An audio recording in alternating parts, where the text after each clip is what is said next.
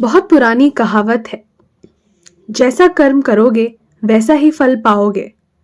मतलब अच्छे कर्म करोगे तो अच्छे फल पाओगे और बुरे कर्म करोगे तो बुरे फल पाओगे। यह हम सब ने सुना तो है, लेकिन अंदर से विश्वास इस पर हम बहुत कम कर पाते हैं, क्योंकि हमें लगता है कि अच्छे कर्मों का अच्छा फल हमें नहीं मिलता है, या फिर यह आपके मन का वहम है क्योंकि आप सच्चाई नहीं देख पा रहे हैं, असलियत नहीं देख पा रहे हैं। क्योंकि कर्मों का विधान, कर्मों का नियम तो अपने तरीके से ही काम करता है, वह आपकी सोच से बदल नहीं जाता। आज की कहानी आप जो सुनने वाले हैं, उसमें आपको कर्मों का पूरा लेखा जोखा समझ में आ जाएगा कि कर्म किस प्रकार हमारे जीवन को निर्धारित करते हैं। और ये कहानी समझने के बाद आप अपने जीवन में अच्छे कर्मों से कैसे सफल बन सकते हैं, वह भी सूत्र पता चल जाएंगे। तो चलिए कहानी शुरू करते हैं। एक नगर में एक व्यापारी बहुत धनवान था। अपने नगर के बड़े बड़े व्यापारियों में उसका नाम लिया जाता था। अपने खुद के नगर में भी उसका बहुत नाम था। फिर एक दिन शुभ घड़ी में उसे एक पुत्र प्राप्त हुआ।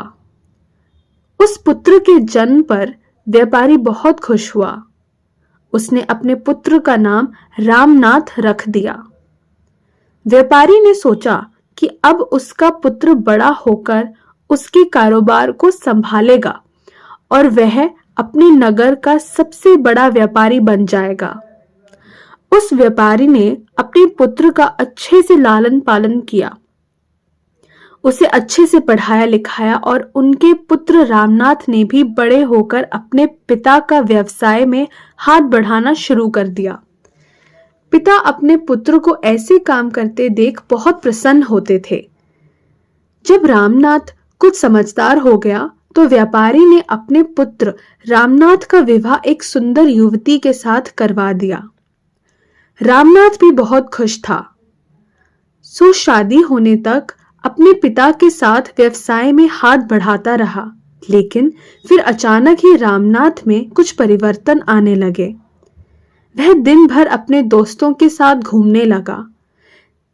धीरे धीरे रामनाथ को एक बहुत बुरी आदत ने पकड़ लिया और रोज अपने दोस्तों के साथ जुआ खेलने लगा। रामनाथ अब ना तो अपने घर रहता था और ना ही अपने पिता के व्यवसाय में कोई हाथ बढ़ाता था। वृद्ध होने के कारण उनके पिता व्यापार की देखभाल कम ही कर पाते थे और रामनाथ तो व्यापार की देखभाल करना तो दूर, वह तो अपने पिता के द्वारा कमाए गए धन को यूं ही में उड़ा रहा था। व्यापार की देखभाल नहीं होने के कारण धीरे धीरे उसका व्यापार में भी बहुत नुकसान होने लगा। रामनाथ के पिता ने रामनाथ को भी बहुत समझाया कि मैंने इतनी मेहनत करके इतना बड़ा व्यापार खड़ा किया है, तुम इस जुआ खेलने की आदत को, इस गंदी आदत को छोड़ दो, नहीं तो एक दिन ऐसा आएगा जब तुम्हारे पास कुछ भी नहीं बचेगा, कोई तुम्हारा साथ नहीं देगा, फिर पछताओगे, इसलिए तुम समय रहते संभल जाओ। लेकिन रामनाथ ने तो अपने पिता की एक भी नहीं सुनी। वह तो उनकी बातों को सुनकर अनसुना कर देता था। ऐसे ही समय धीरे धीरे गुजरता रहा। समय के साथ उसके पिता और भी बूढ़े हो चले थे और उनको बीमारियों ने जकड़ लिया।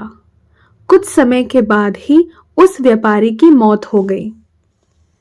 अपने पिता की मृत्यु पर भी रामनाथ को बिल्कुल भी अफसोस नहीं था। उसके चेहरे को देखने से ऐसा लगता था कि उसे कोई दुख नहीं है। ऐसा लग रहा था कि मानो उसके पिता की मृत्यु के बाद तो उसे आजादी मिल गई हो। अब उसे कोई कहने सुनने वाला नहीं था। अब तो रामनाथ पहले से भी अधिक जुआ खेलने लगा। रामनाथ जुआ खेलकर एक बहुत बड़ा आदमी बनना चाहता था। वह एक दिन में ही जुए में हार गई रकम को जीतकर एक बड़ा आदमी बनना चाहता था, जिसके कारण अब वो जुए में बड़े बड़े दांव पेच लगाने लगा था। रामनाथ की मां ने रामनाथ को बहुत समझाया कि बेटा, तुमने बहुत सारा धन गवा दिया है, अब जो थोड़ा बहुत धन बचा है उसे भी लुटाने पर क्यों लगे हुए हो? लेकिन वह कहते हैं ना कि जब नाश मनुष्य पर छाता है तो पहले विवेक मर जाता है, यानी कि बुद्धि मर जाती है। रामनाथ अपनी माँ की बात एक कान से सुनता था तो दूसरे कान से निकाल देता था। उसे किसी बात का कोई फर्क नहीं पड़ता था। रामनाथ अब बस दिन रात जुआ खेलने में व्यस्त रहता था। उसके पास कोई कुबेर का खजाना तो था नहीं जो कभी खत्म ही नहीं होता। धीरे धीरे रामनाथ का सारा खजाना खत्म होने लगा। फिर एक दिन ऐसा आ गया जब रामनाथ के पास कुछ भी नहीं बचा था। जुआ खेलने में उसने सारा धन खत्म कर दिया था। वह अपना सब कुछ गंवा चुका था। जब रामनाथ की मां को यह बात पता चली कि उसका बेटा जुए में सब कुछ हार चुका है तो उसकी मां की मृत्यु हो गई। उसकी मां को बहुत बुरा आघात लगा जिससे उसकी हृदय गति रुक गई। लेकिन रामनाथ को तो अपनी मां की मृत्यु पर भी कोई अफसोस नहीं था। उसे किसी भी बात से कोई फर्क नहीं पड़ता था। ऐसा लगता था जैसे उसकी संवेदना खत्म हो चुकी थी। उसके लिए चाहे कोई जिए या कोई मरे, वह तो दिन भर जुआ खेलता रहता था। रामनाथ तो व्यापारी का बेटा था ही, तो उससे कर्ज लेने में कोई दिक्कत नहीं आई। लेकिन रामनाथ ने वह धन भी जुए में खत्म कर दिया। जुआ एक ऐसी लत है जो आपको एक जीतने की उम्मीद देती है, लेकिन आप जीत कभी नहीं पाते। अब रामनाथ के ऊपर बहुत सारा कर्ज हो चुका था। उसके घर में 2 वक्त का खाना खाने जितना भी धन नहीं बचा था। अब तो रामनाथ की हालत बहुत बुरी हो गई। उसके पास ना तो खाना खाने के लिए धन बचा था और ना ही कपड़े पहनने के लिए धन बचा था। वह बिल्कुल कंगाल हो चुका था। पूरे नगर में सबको पता चल चुका था कि रामनाथ कंगाल हो गया है। उसके पास कुछ भी नहीं है। जब रामनाथ किसी से मदद मांगने जाता था तो उसे सब मना कर देते थे। एक समय वह भी था जब उसके परिवार का नाम नगर के बड़े बड़े कार्यों में लिया जाता था, लेकिन रामनाथ की इस गंदी आदत के कारण उसने अपना सब कुछ गंवा दिया था। अब कोई भी उसकी मदद नहीं करता था। लोग उसी मनुष्य की इज्जत करते हैं जो मेहनत से कमाता है और अपने जीवन में एक कामयाब इंसान बनकर दुनिया के सामने एक उदाहरण पेश करता है। जब रामनाथ के ससुर को यह बात पता चली कि उसका दामाद कंगाल हो चुका है तो वह अपनी पुत्री की चिंता करते हुए तुरंत ही अपनी पुत्री से मिलने पहुंच गया। उसने वहां जाकर देखा कि उसकी पुत्री तो बहुत दुखी है। उसकी पुत्री ने फटे पुराने कपड़े पहने हुए थे। भूख के कारण उसका गुलाब सा चेहरा मुरझा चुका था। अपनी बेटी की ऐसी हालत देखकर उनको रामनाथ पर बहुत गुस्सा आया। उसने अपनी बेटी को अपने साथ घर ले जाने का निश्चय कर लिया था। उसने ना ही रामनाथ को कुछ कहा और ना ही कुछ सुना। अपनी पुत्री को लेकर अपने घर वापस चला गया। जब रामनाथ अपने घर पहुंचता है तो उसे पता चलता है कि उसकी पत्नी को तो उसके ससुर जी अपने साथ ले गए हैं। यह देखकर रामनाथ बहुत दुखी होता है। अब वह बिल्कुल ही अकेला पड़ चुका था। अब ना तो उसके पास पैसा था, ना पत्नी थी और ना ही उसके पास माता पिता थे। सब लोग उसे अकेला छोड़कर जा चुके थे। अब रामनाथ को अपने पिता की हर वह बात याद आने लगी जो उसके पिता ने उसे समझाई थी। उसकी ऐसी हालत का जिम्मेदार वह स्वयं था। वह अचानक अपने आप से ही बातें करने लगा। उसने कहा कि एक दिन ऐसा था जब मेरी गिनती नगर के बड़े बड़े व्यापारियों में होती थी और आज मेरे पास खाने के लिए खाना तक नहीं है। अब मैं मेहनत करूंगा और अपना खुद का व्यापार फिर से खड़ा करूंगा।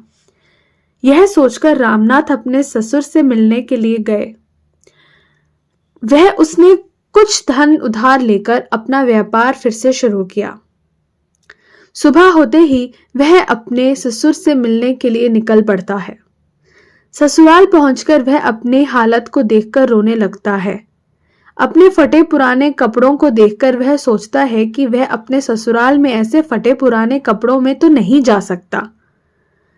मैं साफ सुथरे कपड़े पहनकर ही अपने ससुर से मिलने जाऊंगा, और अगर वह फटे पुराने कपड़ों में ससुराल जाएगा तो उसकी बची कुची इज्जत भी खत्म हो जाएगी। यह सब सोचकर वह इधर उधर देखने लगा। उसकी नजर एक कपड़े की दुकान पर पड़ी, लेकिन शाम हो जाने के कारण वह दुकान बंद हो चुकी थी।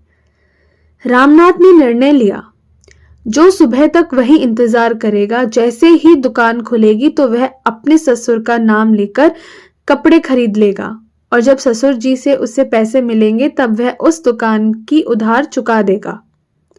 अपने फटे पुराने कपड़ों में ससुराल वालों के घर जाने से अच्छा है कि वह एक रात इस दुकान में बाहर गुजार दे। ये सब सोचकर रामनाथ कपड़ों की दुकान के बाहर ही सो जाता है। रामनाथ भूख के मारे इधर उधर करवटें ले रहा था। तभी रामनाथ ने देखा कि एक युवक चुपचाप दुकान के भीतर जा रहा है। उस युवक के भीतर जाने के कुछ देर बाद ही एक स्त्री भी अपने दबे पांव उस तरफ आई और दुकान के अंदर चली गई। रामनाथ को वह स्त्री अंधेरे में भी जानी पहचानी लग रही थी। रामनाथ ने उस स्त्री को ठीक ढंग से देखने के लिए दुकान की खिड़की से बाहर जाकर वहां पर उसने जो देखा वह देखकर उसके होश उड़ गए, क्योंकि वह औरत और कोई नहीं बल्कि उसकी ही पत्नी थी। फिर रामनाथ ने अपनी पत्नी और उस युवक की बातें ध्यान से सुनी। रामनाथ की पत्नी उससे कह रही थी, ए मेरे प्राण प्रिय, तुमसे मैं बहुत प्रेम करती हूं और मैं तुमसे विवाह करके पूरी जिंदगी तुम्हारे साथ रहना चाहती हूं। मैंने आज तुम्हें यहाँ एक राज की बात बताने के लिए बुलाया है, ताकि हम विवाह करने के बाद आराम से रह सके। हमारे पास किसी भी चीज की कोई कमी ना हो। उस युवक ने बड़ी ही उत्सुकता के साथ पूछा, कौन सा राज? तुम किस राज की बात कर रही हो? रामनाथ की पत्नी ने उससे कहा कि मेरे ससुर जी बहुत धनी व्यापारी थे। उन्होंने अपने जीवन में बहुत ही कठिन परिश्रम किया था और खूब सारा धन कमाया था, और उन्होंने 4 घड़े सोने के सिक्कों से भरवाकर मकान के चारों कोनों में गड़वा दिए थे। यह काम उन्होंने इसलिए किया था ताकि बुरे समय में उस धन का उपयोग किया जा सके। उन्होंने अपने जुआरी बेटे को इस धन के बारे में कभी नहीं बताया, क्योंकि उनको डर था कि कहीं उनका जुआरी बेटा उस धन को भी जुए में ना उड़ा दे। रामनाथ की पत्नी ने उससे कहा कि तुम जल्दी से मेरे ससुराल जाओ और मेरे पति से वह मकान खरीद लो। वह मकान तुम्हें आसानी से दे देगा, क्योंकि उसने अपनी सारी जमा पूंजी तो जुए में ही हार दी है। फिर तुम उस मकान के चारों ओर खुदाई करना और उन चारों घड़ों को अपने कब्जे में कर लेना, जिसके बाद हमें कभी भी धन कमाने की आवश्यकता नहीं पड़ेगी और फिर हम पूरा जीवन खुशी से रहेंगे। अपनी पत्नी के मुंह से ये सारी बातें सुनकर उसे बहुत दुख हुआ। वह सोचने लगा कि आज मेरी बुरी आदतों के कारण मेरी पत्नी मेरी नहीं रही, बल्कि दूसरे पुरुष के साथ मिलकर बुराई में उसका साथ दे रही है। उससे विवाह करने की योजना तक बना रही है, लेकिन मैं ऐसा कभी नहीं होने दूंगा। मैं अपने पिता की कमाई हुई दौलत को इस आदमी के हाथों तो कभी नहीं जाने दूंगा। माना कि मैं बुरी संगत में पड़ गया था, मुझे जुआ खेलने की गंदी लत लग गई थी, लेकिन अब मुझे सब कुछ समझ में आ चुका है। अब मैं अपने पिता की दौलत को इस तरह लूटने नहीं दूंगा।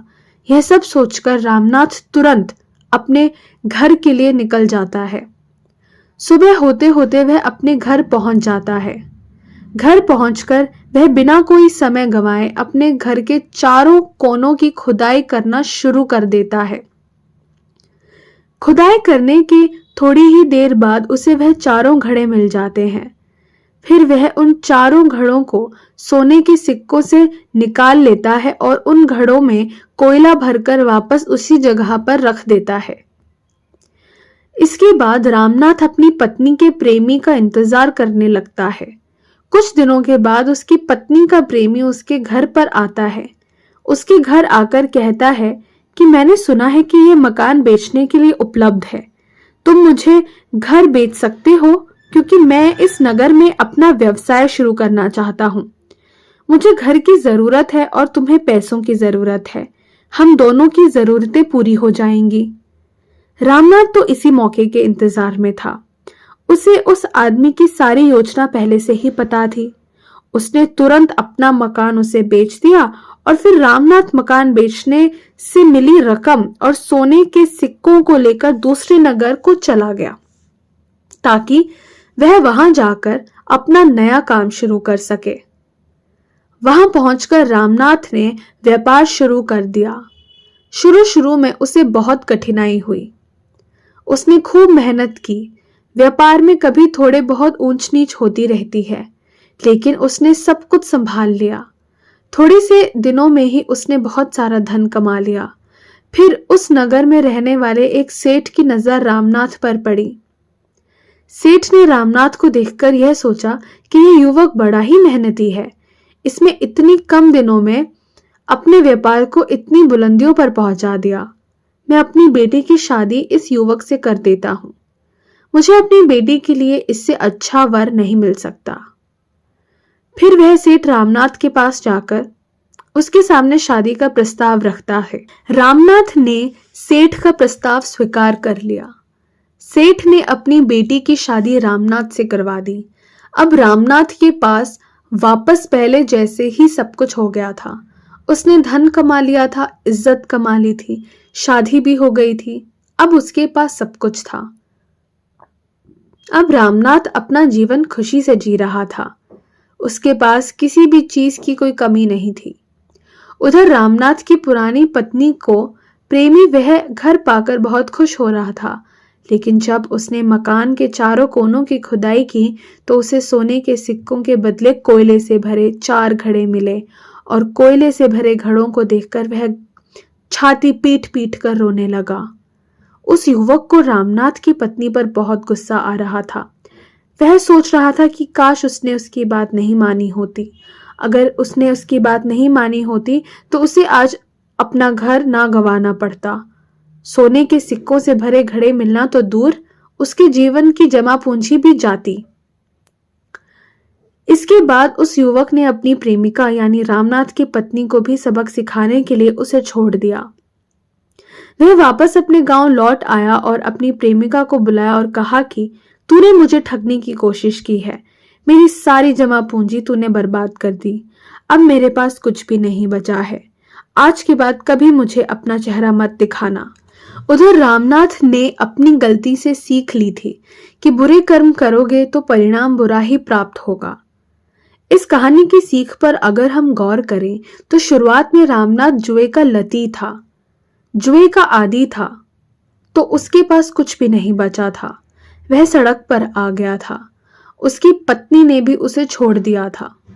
यह उसके कर्म का ही परिणाम था। अगर वह अपने व्यापार को अच्छे से करता तो शायद उसे वह दिन देखने नहीं पड़ते। जैसे तैसे रामनाथ को अपनी गलती का एहसास हुआ और उसने अपना जीवन बदल लिया। इससे हमें यह पता चलता है कि हमने चाहे जीवन में कितने भी बुरे कर्म किए हैं, लेकिन हम कभी भी नई शुरुआत कर सकते हैं। अच्छे कर्म करने के लिए कोई भी समय नहीं होता, या यूं कहें कि हर समय अनुकूल होता है। और दूसरी तरफ हमें यह भी सीख मिलती है कि अगर हम बुरे समय में अपने और अपनों का साथ छोड़ दें, उन्हें धोखा दें, तो उनका भी बहुत बुरा परिणाम होता है। जैसे कि रामनाथ की पत्नी ने उसे धोखा दिया, लेकिन इस धोखे के कारण उसने अपना सब कुछ गंवा दिया, यहाँ तक कि अपनी इज्जत भी गंवानी पड़ गई। अगर रामनाथ की पत्नी केवल उसकी बुरी लत की वजह से उससे दूर चली गई थी तो वहां तक भी उसने कुछ गलत नहीं किया था, क्योंकि उसकी वजह खुद रामनाथ था, लेकिन अपने प्रेमी के साथ मिलकर अपने पति को ही छलने की योजना बनाने उसे बहुत महंगा पड़ा।